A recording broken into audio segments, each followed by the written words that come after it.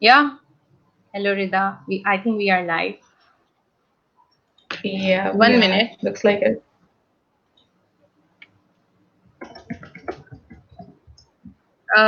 Just let me check. So we have 0 viewers right now. जैसे ही कुछ आते हैं तो फिर हम start करते हैं अपना session. Sure. There are 3 viewers right now with us, so I guess we should start our session. Oh, 10. Hello and Assalamu alaikum everyone. On behalf of the Scholarship Corner page, we have organized this awareness session on Fulbright Master's Degree Program, in which we have our wonderful guest with us, a Fulbright alumna, Miss Rida Fatma. Before we start our program of our session officially, I would like to tell you that this session would be of 30 to 40 minutes, and आप जो हमारे viewers हमारे साथ हैं अभी और हमें देख रहे हैं, please let us know that from which cities you are watching us. Okay, so let's start our session officially. Let me introduce myself first. By the way, I would be moderating this session. My name is Hima Zafar, and I am an engineering graduate. By the way, I'm a global UGRAD alumna. It is one of the US government exchange program. I went to United States in 2015. Since then, I have been working as a career counselor and spreading awareness about different US funded scholarships to most of the students voluntarily. Now, let me introduce to our guest speaker, Miss Rida. Rida have completed her Fulbright master's degree from New York University, and she was in cohort of 2017 to 2019. She is also a global UGRAD alumna in 2014. Currently, Rida is pursuing her career in design and branding consultation. She is a mother of a toddler and a loving wife who enjoys reading, writing, and painting in her spare time. She is also currently selling her own handmade paintings to help COVID-19 affectees in Pakistan. Thank you so much, Rida, for joining us. And I would like to appreciate all the work you are doing for the affectees due to COVID-19. Over to you, Rida. Say hello to our Thank you. viewers, by the way. Hello, everyone, and thank you so much for having me over, and thank you for such a nice introduction. How are you Okay, doing today? so, How many viewers do we have? oh, Oh, we would also like to hear from our viewers that how you guys are Yes, doing yes. today. Give us some shout outs. Okay, so let's move to our first question, which is what is Fulbright Master's Degree Program and why one should apply for it? Over to you, Rida. Okay, that's an interesting question. Fulbright Master's Degree Program is all about 2 years or 1 year, depending on what program you're enrolled in. It's a master's degree on a fully funded scholarship program funded by the State Department. And I would like to also add that it's not just an academic program, unlike what many people assume it to be. It's also basically a leadership program as well for people who are going on Fulbright. Okay, so Yeah. who actually funds this program? It's funded by the State Department, US State Department. And why anybody is giving so much money? Like, why they even care for us? Like, why? This is a very important question, and I think when you're writing your statement of purpose, you should always have this question in mind. And this is a tip that I'm giving away from my own personal experience. When I was filling my statement of purpose, I was constantly thinking, okay, why should they select me? Why should they invest so much money on me? And if you can answer that question, I think you have a higher chance of being selected if you've answered it well.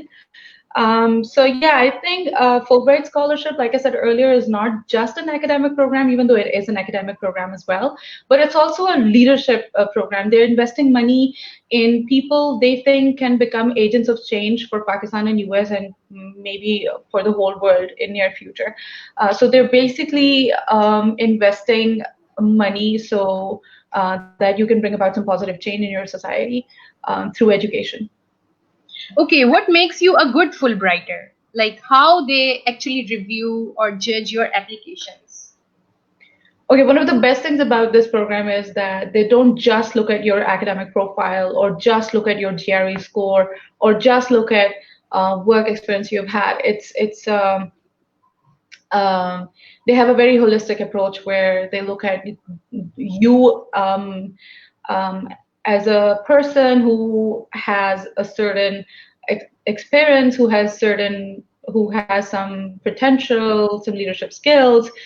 So they don't just look at one thing, but they look at your educational background. They look at you as a person, who you are, what you want to do, whether you have the abilities to do it, and whether they should help you, they should invest in you and help you deliver your goals, and whether those goals matter or not.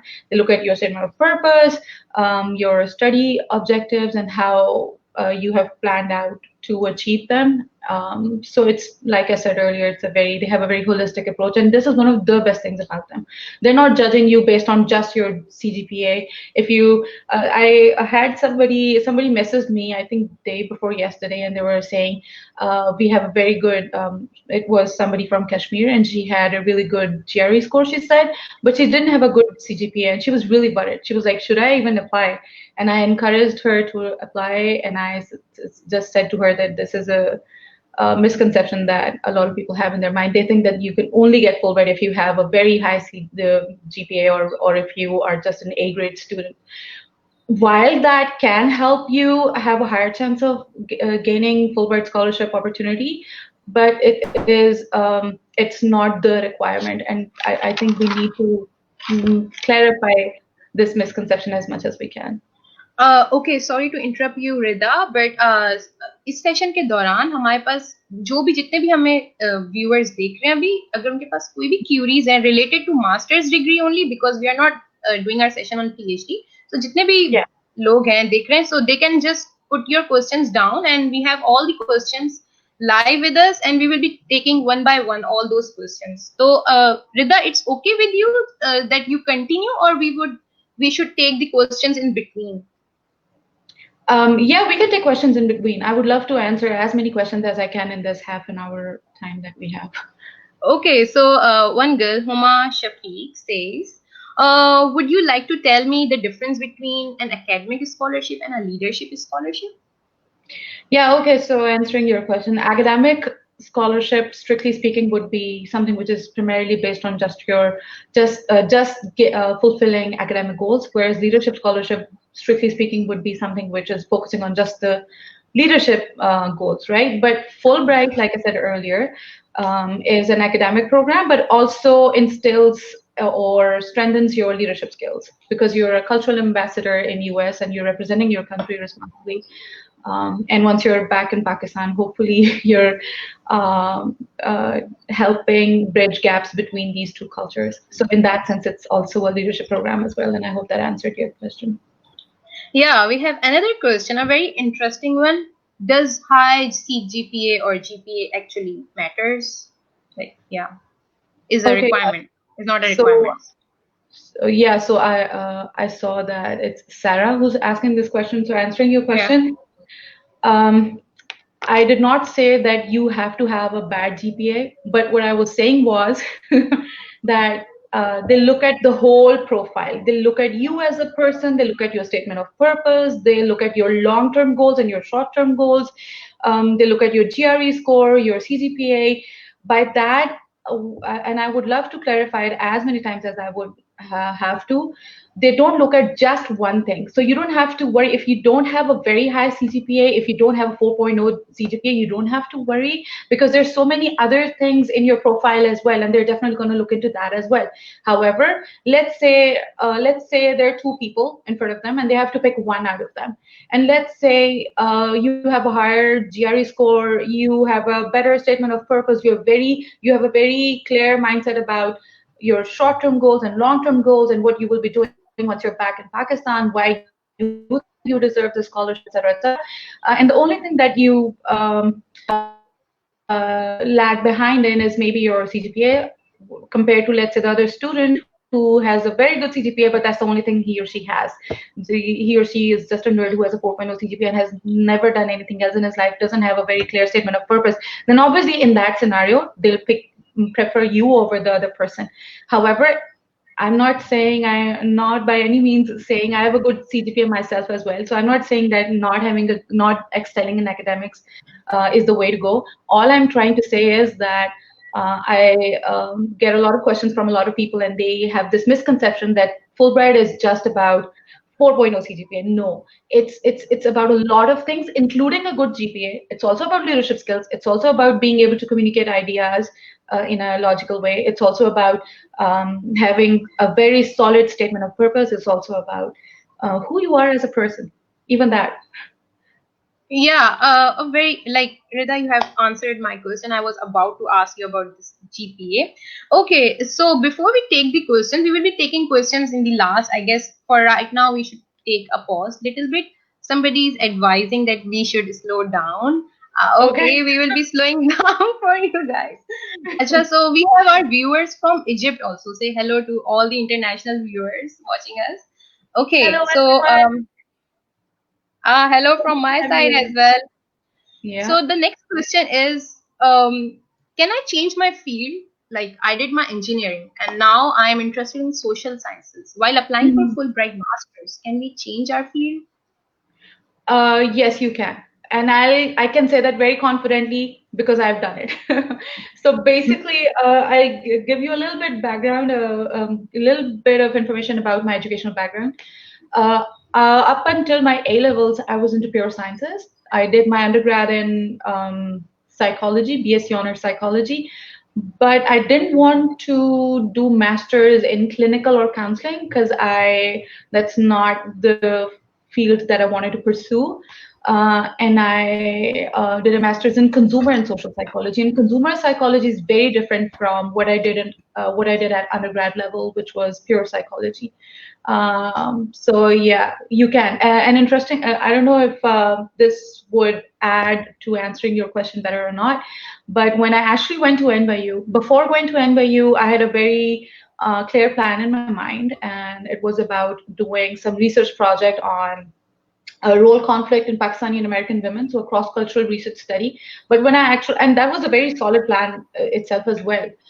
However, when I went there, I figured out that there were more practical subjects that I could study and apply once I'm here back home. So I actually kind of shifted my I wouldn't say field of study, but kind of my goals kind of changed once I was actually there. So I actually started psychology of branding, consumer psychology, even engineering courses. I took up a lot of engineering courses as well. Um, so yeah, in short, yes, you can. Okay, so Rida, tell me one thing. Are there any special fields the Fulbright is offering? Like, are there any special? I heard that there are some 5 fields in which they give you preference. Like, can you just tell us roughly? Yeah, I was into, I'm from 2017 to 2019 batch, and at that time as well, there were certain fields that they wouldn't list. Fields like engineering, agriculture, social sciences, Energy, energy. water. Other than the typical pure medicine, there's pretty much everything covered. So you don't really have to worry. So, a student with a medical background can apply in Fulbright. They can, however, it's not like they'll be a resident doctor in US. They won't be that, but they can Mhm. go for some if they're interested. They need to be very clear about what they want to do and why they want to do it. So if they're my own sister is a doctor in Pakistan, and somebody asked her, "Would you be applying for Fulbright?" She said, "No, I'm a doctor. I'm a practicing doctor. Fulbright is not for me, even though it's an amazing program." So I Yeah. like the way she answered her question because she was very clear. So if you're a doctor, you should be clear there will not be any resident medicine program Yeah, for so you I on would Fulbright. like to include Yeah. one thing in this. So the students with a medical background have done their bachelor's and now want to pursue masters. They cannot go into that field, clinical. field is not allowed. Although Yes. you can go in management side, like clinical, Yeah, whatever. even There's health a sciences, management. they can do something. They can do maybe a master's in health science or maybe pathology, ophthalmology, etc. But that will not Mhm. be like I said earlier, pure medicine, clinical work. It will be you doing masters in maybe health science or something. So we have Yes, you another can. There's a question. question from Ali. Yeah, yeah. So answering Ali Ali, Avan's he's question. asking. Hello, Ali. I just saw your question, and yes, anybody can get a scholarship in economics as well because they do have a quota for social science students as well. Yeah, so Fulbright actually gives the scholarship in almost every field except the clinical medicine. You cannot practice there as a doctor. You have to take another field. You have to change your field, right? Okay, so if a student have done his MBA, like he wants to do his MBA, can he directly apply in MBA program in masters? Yeah, yes, you can. You can apply for that as well. I have heard that not a lot of MBAs get scholarship, but then I also know people who have done masters in business related fields, so they can always give it a go. I think Yeah, what so matters is for clarity. Mhm. What are their Yeah, go goals? ahead. What program are they? Yeah, which university, which program?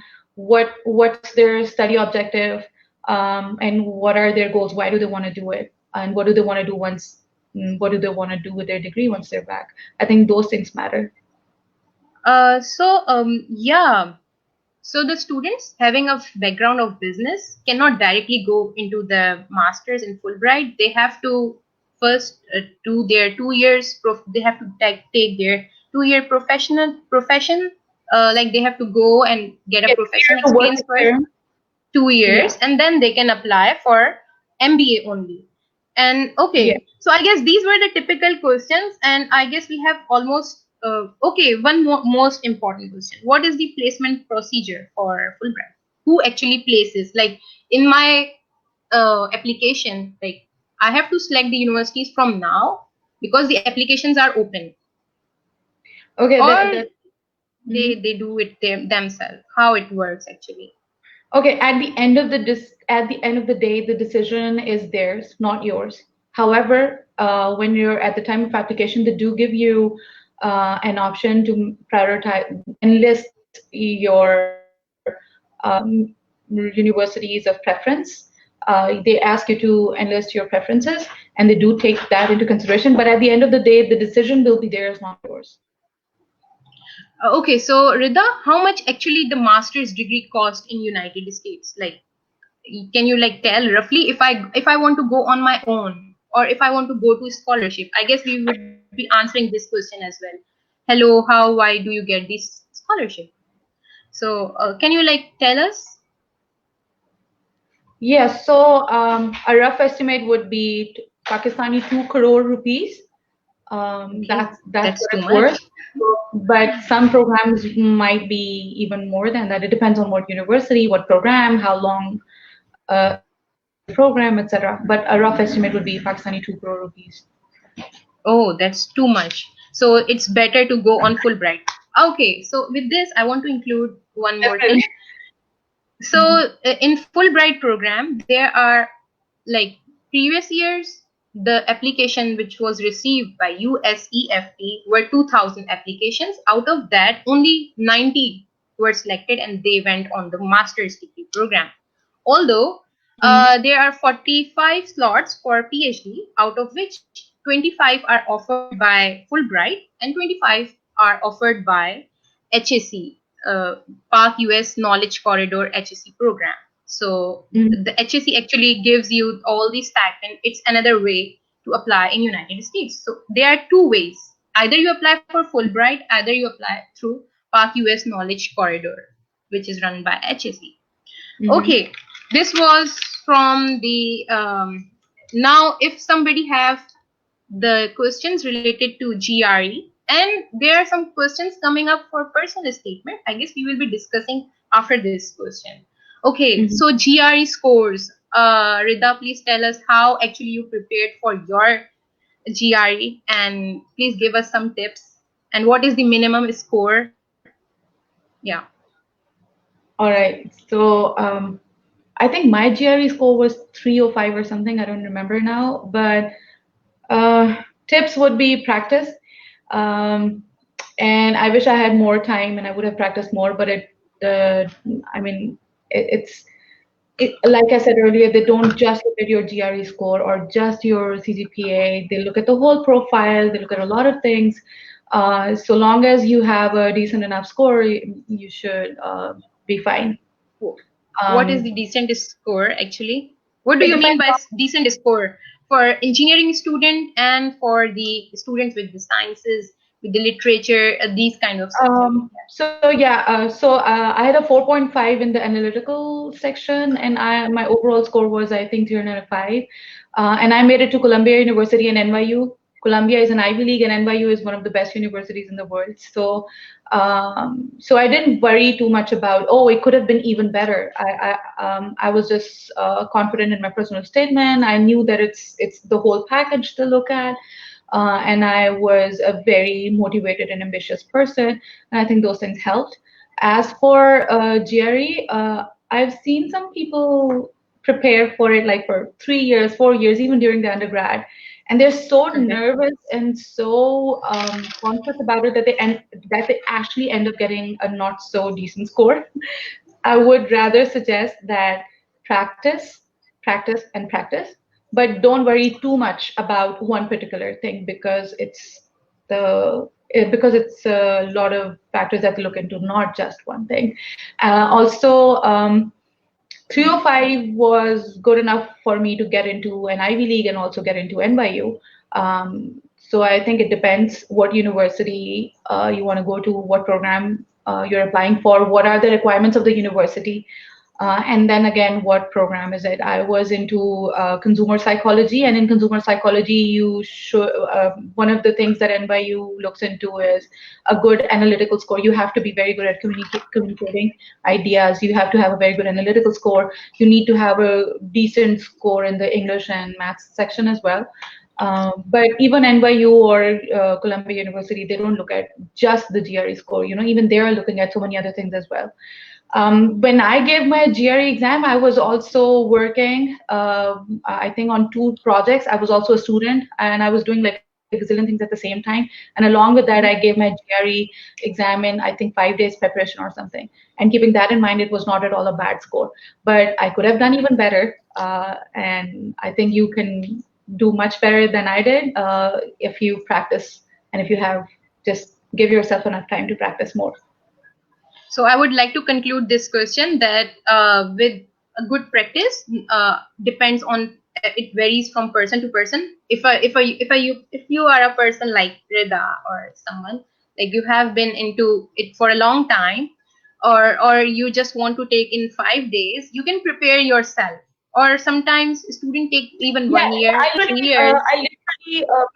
definitely. I literally prepared it in just 5 days because I was busy from morning till evening. I was working. I was also an undergrad student, and I was working as a junior psychologist at an organization. I was also working as the leader, voluntarily working as the leader of community service with On Lahore. So I was doing a lot of things at the same time, and I was into debates and dramatics and writing competitions and whatnot.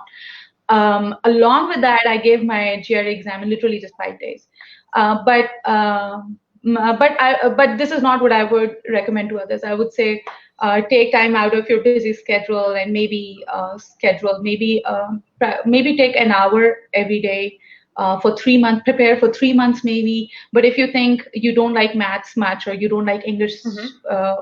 Mm, um, you don't like the analytical part much, let's say, then maybe you need more practice. So it's about, are you comfortable with those subjects? If not, then practice, and then you should be good. It's not scary. A lot of people are scared of GRE. I think it's challenging in a good way. It's not at all scary. It just needs practice. It just has certain tricks that you automatically learn if you've practiced enough. So you So did even if all you by don't like, yourself. yeah, Sorry, yeah, I continue. didn't have time to go to academies or take help. I didn't have time to get help, but I did have one good source for preparation. My husband sent me some online sources, and he told me that they're good enough, and I just whizzed through them. That helped. So yeah. Okay. So one more tip for our students who are applying for for GRE will be in the Fulbright as well. So if you have an engineering background, mathematics, physics, so your quantitative part should be good. Like you should have score 170. Or you could check the universities you are planning to go in. You have to go to their requirements and just check. Like if my score is 130 and I want to go to Harvard to continue with engineering, especially in my quantitative part, I have 130 score and I want to go to Harvard. So this is not possible because Harvard score is like 170. They need good scores. You should have like 90% of it, 90% of the percentile or 100%. So please, this is one tip that you should check the universities and their criteria before applying to Fulbright and just check how much score they want.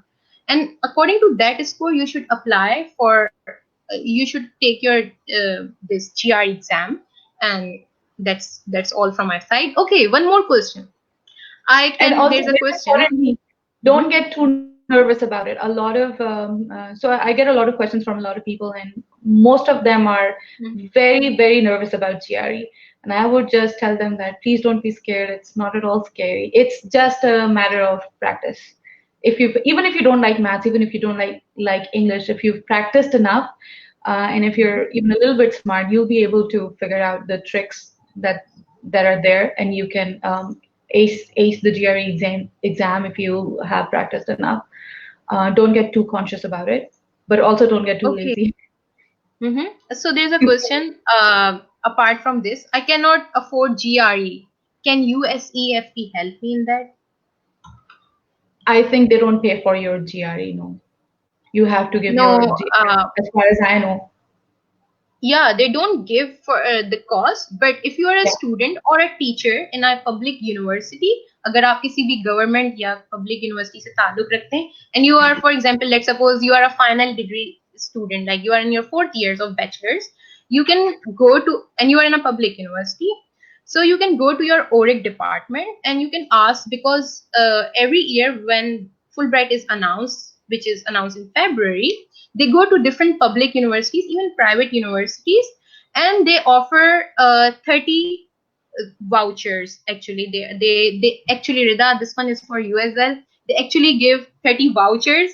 The student, if scored well, they actually waive off your score. If you get good score in the mock test, first they come to your university, they take your mock test. If let's suppose you are from engineering background and you got 300 in engineering or science subject, they would offer you a reimbursement for your GRE. And if you are from humanities or social sciences subject again, and your overall score is 290, let's suppose, so your GRE cost would be waived off. Like आपको बिल्कुल free में देना होगा, लेकिन उससे पहले वो mock test लेते हैं आपकी यूनिवर्सिटी में, तो इसकी मालूमात अपनी ओरिक डिपार्टमेंट, हर यूनिवर्सिटी का एक ओरिक डिपार्टमेंट होता है, Hmm. Research and innovation, department of research, आप उधर जाएं, उधर पूछिए इसके बारे में, you would definitely they would let you know. And other than that, we have USFP testing centers which are based in Islamabad, Lahore and Karachi.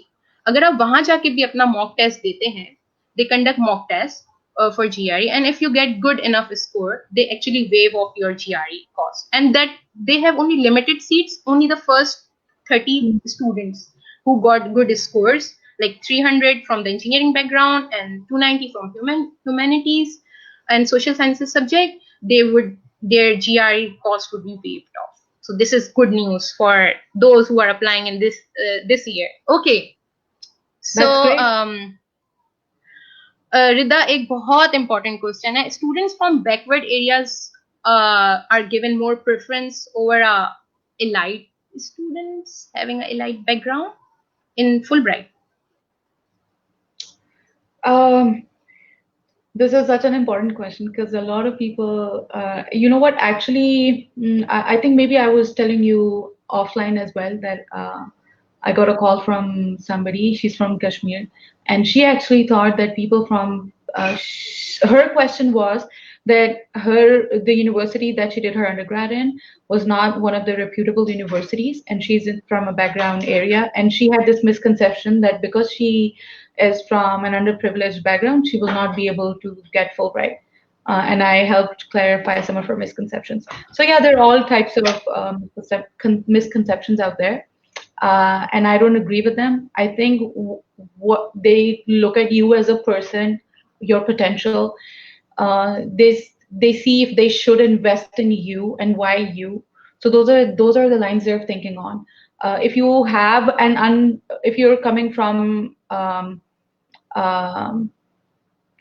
from some university which is not very reputable, but you as a person, you have amazing leadership skills, you're very, um, uh, you deserve that investment from Fulbright, and they'll invest in you.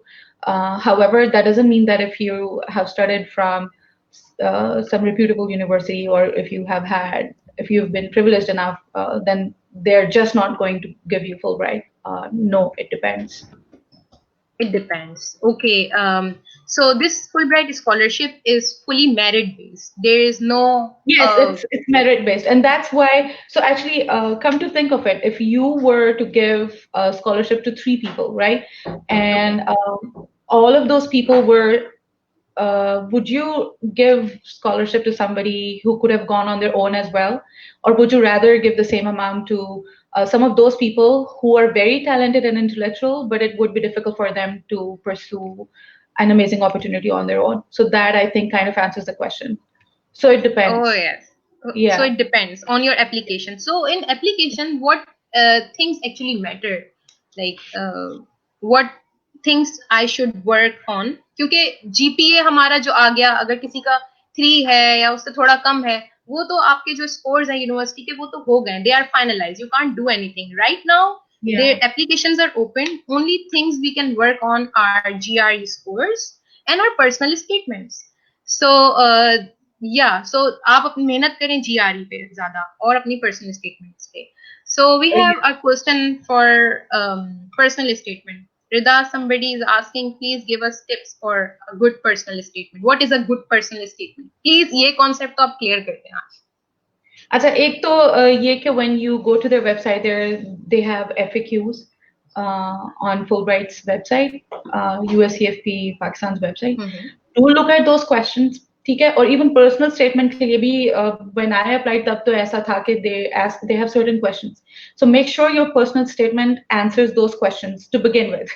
Secondly, you should be very, very clear about your study goals, your short-term goals, and your long-term goals, how you will achieve them, why Fulbright is important, why should you be given Fulbright. So I guess in a brief report, these are the things that matter.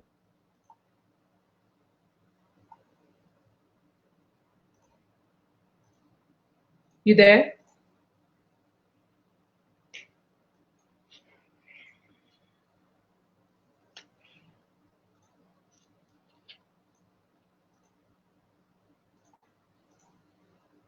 So if anybody has a question, you can throw it and I'm here to answer.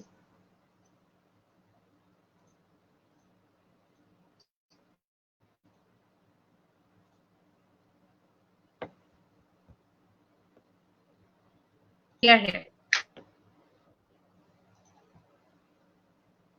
Answered their personal statement question? Yeah, so I think we lost you for a few minutes, and I can just briefly explain what personal statement is all about. It's basically about. So there are two things, by the way. There's this purpose of study objective statement as well, and there's personal statement as well. So personal statement is more about you, your goals, your background, what you want to do, etc. But study objectives is a bit more about academic goals, professional goals, and how you would apply what you've learned. And overall, it's about why you should, why Fulbright for you? Why should you be given Fulbright? What are your short-term goals? Why do you need Fulbright to fulfill your goals? You know, what do you want to do once you're back home in Pakistan? How will you apply what you've learned? So basically that, yeah. Okay, the next question is, this was for all the personal statements. Okay, And one more also, thing. these are, I'm sorry, I'm cutting you. I'm Yeah, no sorry. problem. You Yeah, are adding on to the what I guest. said. Adding to what I've already said, one of the things that is very important is if there is something questionable in your profile. For example, I had some gap year for some reason, but I had a very solid justification for that. And I made sure that it's there in my personal statement. So yeah, keep that in mind. So personal statement is kind of like an opportunity for you to justify your case, or to talk about why you are a good candidate for this scholarship. One more important question, Rida. Can I guess this question is not related. In most of the US universities, a student can directly apply from bachelor's to PhD program. Yep. But in masters, how does it work? I am a bachelor's student, let's suppose, and can I directly apply to the PhD program for Fulbright?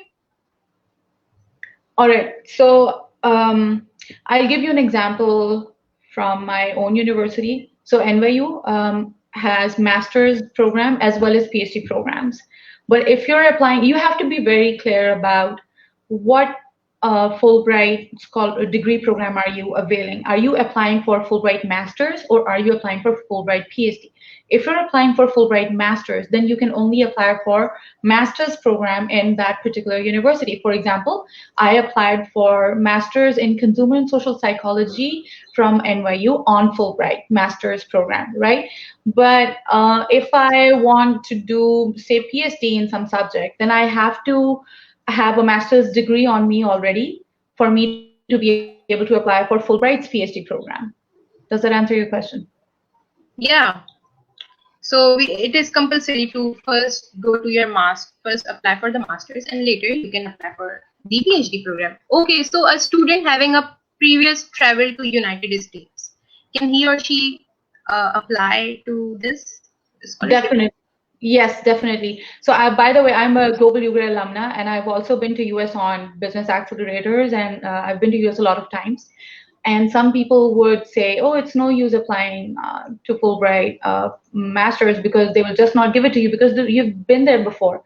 And I didn't agree with it because I thought, well, if a student deserves, if he or she has a good profile, if he or she has a good statement of purpose, a good GRE score, a good CGPA, has leadership skills as well, and is somebody that Fulbright would like to invest in for their master's program, then why not? So yeah, but if you're a resident or a citizen of US, then it's not the case. But if you're a Pakistani citizen and Pakistani resident, then yes, even if you've been to US before, you can still get Fulbright. Until and unless you have not traveled on J1 visa, if I'm not wrong. No.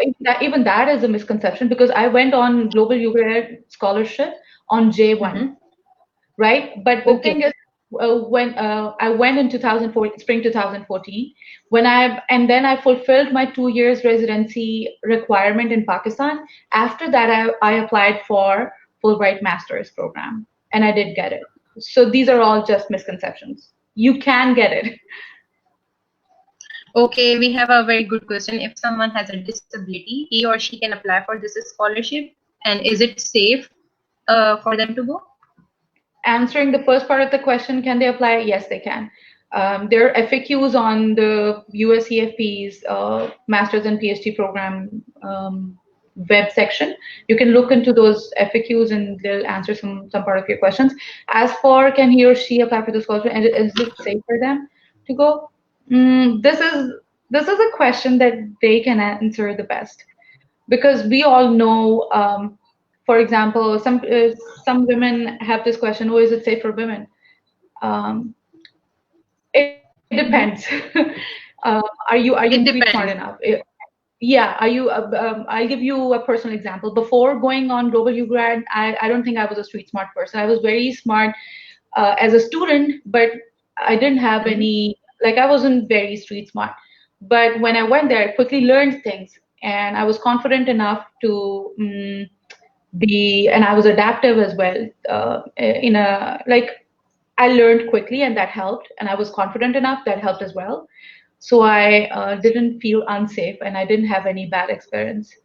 But it depends. And unsafe can be anywhere. You can be sometimes unsafe in your own home as well. We never know. Exactly. Yeah, Mm-hmm. that could be anywhere. That doesn't have to do anything. That doesn't have anything to do with. But yes, you're going like a million miles away from your home country. So I this time I was placed in New York City, and New York City, for example, is a totally different ballgame. It's you travel on train. I wasn't used to that, and I had to. It was tough in the beginning, and actually my husband stayed with me for I think a month and a half, and that had some negative effect on his business. But he wanted to make sure that I'm safe, so I can understand those concerns. But eventually, I learned how to go about it, and that helped. So if you have a supportive family, supportive spouse, or supportive parents, and if you have some emotional support backing you, then I think you should Mm-hmm. be fine. As for other circumstances, life can be unpredictable anywhere. Okay, I think you have answered her question. So one more fact I want to add with this: Fulbright actually encourages women and people with disability to apply in this program. They are very much encouraged, and if you have, like, you can apply. So previously, according to USFP, there were in previous cohort in 2019, there were 50% applicants who were women. So the people who went on Fulbright were 50% of them were women. So they encourage women especially. Along with this, I want to add for one more thing, very important. So there are four Fulbright programs currently offered. The first one is Fulbright for masters. Then we have Fulbright for PhD, and then we have Fulbright for it's called FLT, Fulbright for Foreign Language Teaching Assistant Program. That one is for 9 months. That one is for university teachers, young professionals who have entered into university. They are teaching English since like minimum 2 to 3 years minimum, and maximum it can be 5 to 10 years. They can apply for FLT program. The fourth one is Fulbright for Scholars Program. That one is for the postdoc. That is for 9 months. So right now the applications are currently open for masters and PhD. So a student want to apply, and anyone can apply. Okay. So now it's time for us to take more questions. So there's a person. He says, "Is it possible to talk something about personal statement? For example, like for depression, how it affect me, what I do after being recovered." All right, Abdul Rahman Waleed Sayed asked this question, and that's that's an important thing to ask. Yes, like I said earlier, mm, if you have any missing gaps in your profile, or anything which can be questionable, or anything which makes the selection committee think, oh, why is there a gap here or there, or it makes them wonder what's going on, it would be a good idea if your statement of purpose or your application answers those questions already. I'll give you an example from my own personal experience. For some reason, I had a gap year. And before the selection committee had a question in their mind, oh, why does she's a good student, but why does she have a gap year? I made sure that I answered that, and I saw that as a gap in my application, and I thought, okay, I need to answer this question. I need to point this out and answer it and justify and give reasons, um, and just talk about it honestly. So yeah, in your case, you're saying that it maybe it's depression, or if something affected you and how you recovered. Yes, I would say definitely talk about it, but make sure that it's relevant to what you're talking about. So you're applying for Fulbright program, you're applying for a master's degree or BSc, whatever, and just make sure that whatever you're talking about is relevant to the overall bigger picture. And also, very importantly, let's say if you face some challenge, talk about that, but also talk about how you recovered. and what you learned out of that experience, and how you can actually maybe utilize that, how maybe that actually makes you a stronger, better person, and how you can utilize that to be a better professional or academic or better person overall. Okay, so a person applying for Fulbright Masters, is there any experience required, a professional experience required for applying in Masters program, Rida? You can apply right after your undergrad as well, and you can be selected as well. So it's not necessary. It's not a requirement that you necessarily have to have work experience, but it helps. It definitely helps if you have had some work experience or some practical life experience along with your degree, or maybe after that. So that can obviously make your profile even better.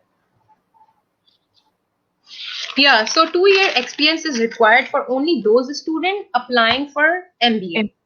So yes. if you want to apply for, you have a background of business administration, you have to take like 2 years experience, and then you have to apply for it. Okay, one more important question. We are out of time, although our session was 30 minutes. It's like 45 minutes right now. So a student having oh, sorry, I just missed that question. Okay, let's go to another question. Entrepreneurship. Do those applying A for student. entrepreneurship get an edge over candidates because innovation is the next big thing? Hmm. All right. Thank you for your question, Sarah Samir. Uh, I would say that it could be anything which has a social impact is something which can be of value for Pakistan. And once you come back to Pakistan as a Fulbright scholar, you can maybe add to you can do maybe you can do something socially impactful, and anything that can help you along that way. It does not necessarily have to be just entrepreneurship or just engineering or just psychology or just, I don't know, pure medicine. It could be anything, long as it's socially impactful, it's meaningful, and it's adding to and it's adding some value over here. I think that would definitely be something that somebody should consider. Okay, I guess that was Rida. Do you want to like take any of the questions, or we should end our session? We can take last two questions. Okay, yeah, this one. Gohar Zaman is asking, is it possible to go US for PhD without GRE score? Any other scholarship other than GRE, Fulbright, sorry. Okay. Mm, there are lots of universities offering scholarships. PhD is mostly a fully funded program. But Fulbright scholarship is an amazing opportunity. They cover beyond your just beyond. They cover even beyond academic expenses. So I would highly recommend Fulbright scholarship, but it depends. If you want to go directly for a university-based PhD program, then go for it. For most US universities, GRE score is mandatory. It's compulsory. But if there, but if, I'm not aware of any program that does not require GRE score and is offered by an American university. As far as I Yeah. know, PhD programs in US do require GRE scores. Yeah, obviously, like how they recognize a good student. This isn't like minimum criteria. Like you give your exam to enter a university. So the same criteria is for US universities. You have to give GRE, no matter you are going on your own or you want to go on a Fulbright scholarship. Okay, so we have another question. Is there a very important question? Is there any age requirement in Fulbright master's Uh, okay, there's I remember there is age requirement for global UGRAD scholarship program. As degree? for masters, I think there's no age requirement, but maybe Hima, you can tell us better. As far as I Mm-hmm. know, there was no age requirement for master's program, but for global UGRAD scholarship program, there's a age criteria. No, there is a age criteria for Okay, Fulbright. A student applying for master's should be under 35 years old. okay. Thank you. Yeah. I've forgotten that part, but I remember the global Oh, UGRAD no criteria. worries. Yeah. So this one is our last question. Okay, Kindly sure. tell me, Zen Mahmood is saying, kindly tell me about life sciences like microbiology. Is it easy to get a scholarship for MPhil or PhD? Which one is easy and also does it require job experience? Did you get that question? Yeah. Which one is this and also does it require job experience? Zan, that really depends on what university, what program you're applying for. Also, I would suggest don't think on those lines, oh, it's easy or not easy, and then I should go for it. Be very clear about your career objectives. I don't think something being easy or not easy should be the reason why you want to apply for that program. And if that is the reason you're applying for it, you might not continue it once you're actually in the program. So think beyond easy or difficulty levels, and just see what you're passionate about, what your strengths are, and what your short-term and long-term goals are. Um, as for the second half of your question, it really depends on even the job requirement. It depends on what program you're applying for, or what university you're applying to. Okay, so I want to answer, like, this is the last question's answer. I want to like tell that if you want to apply for Fulbright masters and you have a background of business administration, you need 2 years experience, right? And let's suppose you have applied for MBA, you have gained your 2 years experience, job experience, and you have applied for Fulbright. After you are selected in Fulbright, if a university, if the selected university asks you to give GMAT, you have to be ready to give GMAT. Yeah. Yeah. And if you are a student of mathematics or physics, especially, and you have applied in Fulbright, if a university asks you, then GRE is a minimum criteria.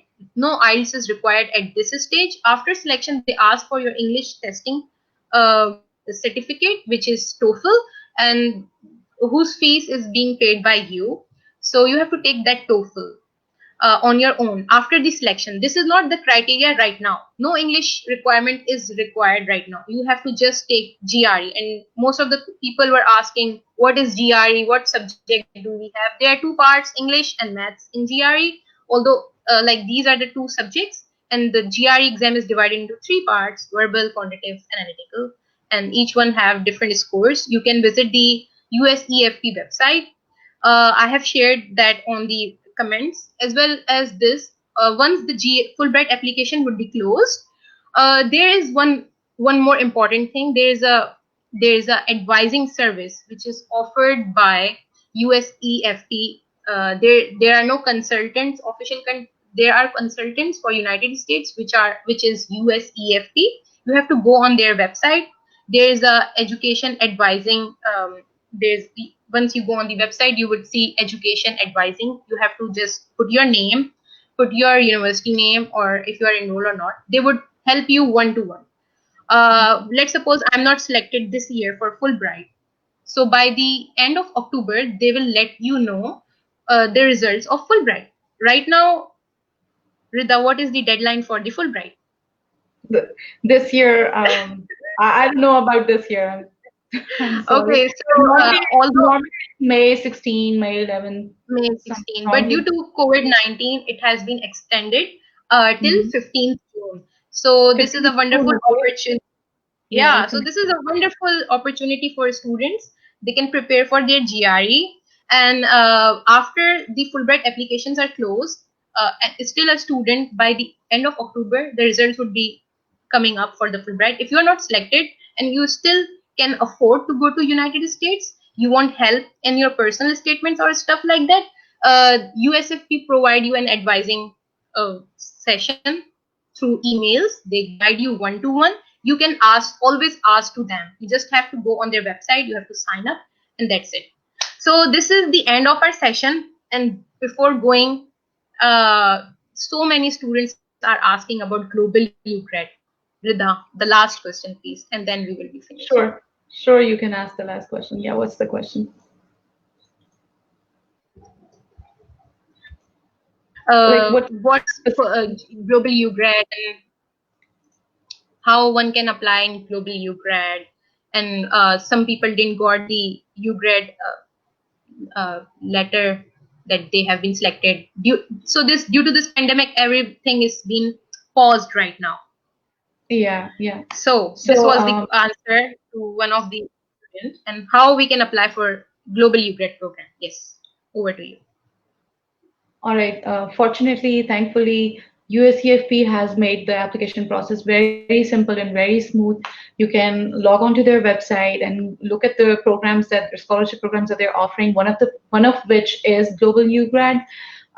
You can then click on it and look at their FAQs that should answer some of the questions that you have, the eligibility criteria, how long, what is it, what's the program all about, how long is it for, etc., etc. And then when the applications are open, you can apply for it online. I'll just quickly tell you some of the important things for application. Those are your personal statement, it matters a lot. I think if you have had some sort of leadership and community service experience, definitely mention that. That should help as well. And basically, your short-term goals and long-term goals and letters of recommendation would, if they're good, that would also help. Um, and I would highly recommend both Fulbright Masters, Global UGRAD Scholarship. Everything that USEFP is doing is just great. So yeah, and don't be disappointed if you haven't heard back from them as yet. Maybe it's because everything is just so slow because of the pandemic. So just be a little bit patient. And even if you hear a no from them, it's okay. Apply next year. Next If you year. still hear a no, maybe apply for masters. And in the meantime, work on your profile. Just see what is it in your profile that can be improved further. And if you have questions, Hima is a global UGRAD alumna herself. She Yeah. can So guide you. I would like Yes. to answer this question, Global UGRAD program. So Global UGRAD program is for undergraduate students. It is one of the Fulbright program for, and especially designed for undergrad student studying in public universities, private university, any university, reputed, non-reputed, any. So you can apply. So the minimum criteria is you have to be in your fourth semester यानी second year में हो बच्चा, second year से लेके third year तक के student apply कर सकते हैं ग्लोबल यूग्रेड के प्रोग्राम में, मतलब कि फोर्थ सेमेस्टर से लेके सिक्स सेमेस्टर तक के बच्चे अप्लाई कर सकते हैं ग्लोबल यूग्रेड में. If you have a 5-year degree program जैसे MBBS or architecture, these programs are like for 5 years, तो उसके फोर्थ ईयर के स्टूडेंट्स भी अप्लाई कर सकते हैं. कोई बात नहीं अगर सिलेक्शन नहीं हुई, इस साल की सिलेक्शन हो चुकी है और जिन स्टूडेंट्स को आंसर नहीं, the selected participants are already being are notified. तो जो जिनको अभी तक नोटिफिकेशन नहीं आई सिलेक्शन या रिजेक्शन की, उसको कंसीडर ही करें कि आप रिजेक्ट हो चुके. That's all the update for the global UGRAD. ये हर साल आती है, अगर किसी की सिलेक्शन हुई तो कुछ कोई बात नहीं, you can again apply in your last year of your bachelors, यानी कि फोर्थ ईयर में भी अप्लाई कर सकते हैं. There is another program, it's called SUSI. Rida, SUSI के बारे में अगर आप फुल फॉर्म बता दें इसकी तो. SUSI, Global UGRAD would be for a semester or 2 semesters at max, but SUSI is for the summer program, right? It's in the summers. Or जैसे अभी Hima has already said earlier, okay, don't worry if you didn't make it this time. Maybe I would say you would still have learned a lot from even the application process itself. And then you would yourself know, oh, this is one area that can be better. I can improve this area, and when I'm applying next time, I'll have a higher chance of making it, inshallah. And if you still don't get it, still don't worry. We have SUSI, and we have maybe you can apply for Fulbright Masters. And when you apply for Fulbright Masters, make sure that you worked on the weak spots. Okay, that was all from our side. Thank you, everyone. I am seeing many viewers from all over the world. Say goodbye to them, and I would like to thank scholarship Scholarships Corner for giving us opportunity. Yeah. I Rida. would like to say goodbye to everybody who's watching us. Thank you for having me over, Hima, and thank you, Scholarships Corner, for having me over and for this lovely conversation. And this is definitely one of the very important topics that we need to cover more and more so that more and more people are more aware of what Fulbright program is actually about, and so that we can help clarify some of the misconceptions that so many people have about this program. Thank And you. in last, I would like to I would like to praise you, Rida. You are doing wonderful job. You are painting, and you are selling it for effects of COVID-19. I would really appreciate this effort, community work from your side. This was the end from our side. Thank you. Take care, everyone. Shabba khair. Bye bye. Have a good Ramadan. Bye bye. Bye.